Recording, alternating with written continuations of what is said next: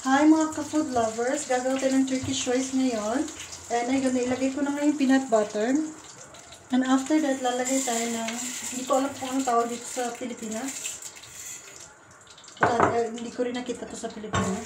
Mas parang eme-eme lang. And then, ilagay natin yung chicken.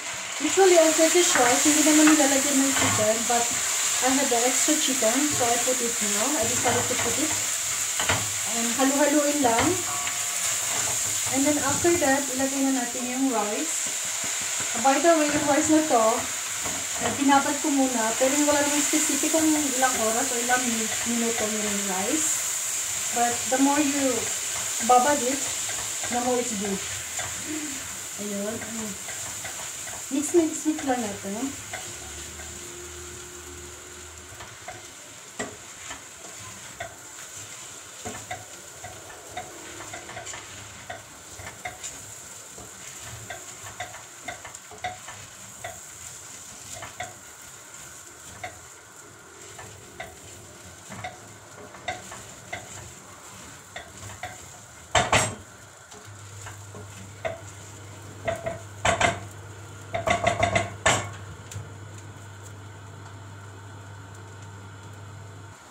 Then after that, lagyan natin ng black pepper para mas masarap. Gusto yung black pepper ko.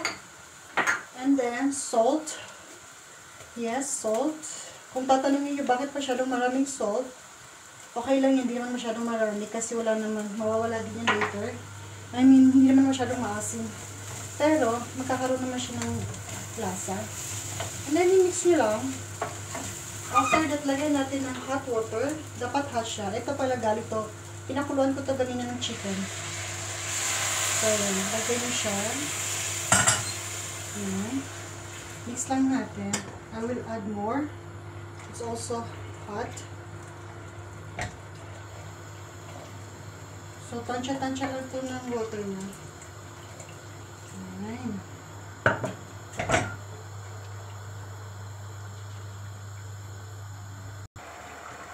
Ayan, pakukuloyin lang natin yan hanggang mag-less yung water. Then, kung mag-less yung water, pwede na natin i-low heat. And, let's see later.